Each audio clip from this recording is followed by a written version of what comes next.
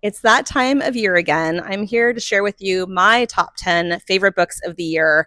I read about 85 books this year because reading is my job, and these are the ones that I loved the most. And so I can't wait to share them with you. The first one I'm going to start out with is Heart the Lover by Lily King. You probably know Lily King because she wrote Euphoria and Writers and Lovers. This is the book that aptly, given the name of it, has stayed in my heart after reading it. It's the story of young love. The first half takes place in college with people who are finding each other, but then the second half is in middle age when they're looking back on those friendships and those relationships and figuring out what they mean for who you become as a person, your memory, your identity, how it shapes your heart, basically. You're going to read it, you're going to sit with it, and then you're going to hand it to every single person you know and want to talk about it. It's so beautiful, and I think you're going to love it. The second book is A Guardian and a Thief. This is the book that we all think is going to win the National Book Award, which is going to be announced next week. And we're so lucky because the author is joining us here at Bookshop on December 2nd. It's a taut little novel, but it is absolutely filled with such heart and relevance to our world. It takes place in India during a climate crisis in the near future, and two families are grappling with how to deal with that crisis. And really, it begs the moral question: who's the guardian and who's the thief of the resources? You will be turning the pages to find out what happens and absolutely feel like you're a changed person after reading it. In terms of my favorite kind of big character-driven novel, Buckeye is it.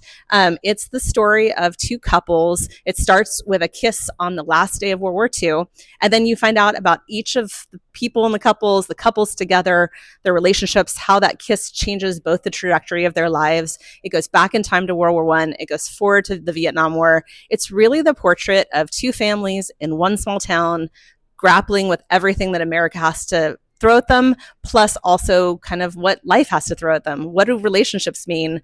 How do we find ourselves and forgive and build relationships over time? You're just going to be completely immersed with these characters and never want to let them go. I've always talked about how much I think Jason Mott is one of the most innovative authors of our time. People Like Us is a semi-autobiographical novel of a award-winning author who is on book tour and is grappling with gun violence. Some of the topics are really, really hard, but Jason Mott is so fresh, so funny in how he talks about it that you're just going to be like, wow, I can't believe I read something as amazing as this. I love his other books, and this one is just phenomenal. Totally blew me away. If you're looking for a big, fun historical novel, The Pretenders by Joe Harkin, it is a story of a young boy who's on a farm, and he's actually being picked to be the next king of England. He doesn't know this, and he gets plucked from this farm and gets put into these battles and these alliances to become the next king of England.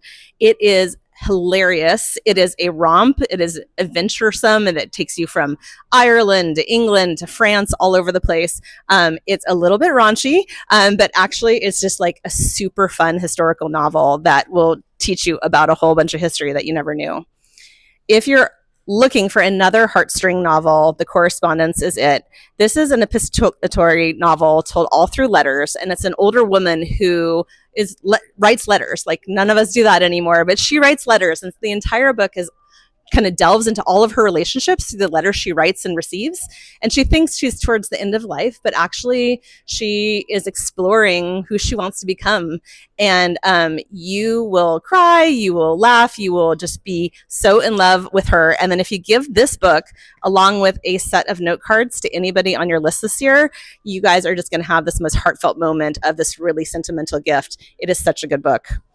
We all love Ocean Vuong, and The Emperor of Gladness came out earlier this year. This is a story of a 20-something who's kind of lost his way, and he befriends an older woman who needs his help. And it's about found family. He works in a fast food restaurant. It's about how the other people he works with, this woman becomes really central to his life, and how you find family that help you through the hardest times. It is so well written, and I just think it's really interesting in terms of race and class and just personal relationships. Another historical fiction I love this year is The Jackal's Mistress. This takes place during the Civil War in the South. A Southern soldier ends up being hurt in the South and is taken in by a Southern family. And so it is, I think, a perfect book right now for a divided America and how we find common humanity amongst ourselves. And it's also super suspenseful because obviously he's behind enemy lines and you don't know if he's going to get out. So I thought it was the perfect book to talk about our times, learn about history, and keep you reading on every page. Another book that super represents our time is Who is Government? An Untold Story of Public Service by Michael Lewis. These are portraits of people who work in our government who do amazing things. They are curing diseases. They are making the world safer for us. And it's the untold heroes of our government. And as this year, we've seen a lot of problems with people kind of saying that government isn't worthwhile anymore. This is the book that you need to read because it'll make you believe in government again and all of the heroes that are part of our government. And finally, Indian Country.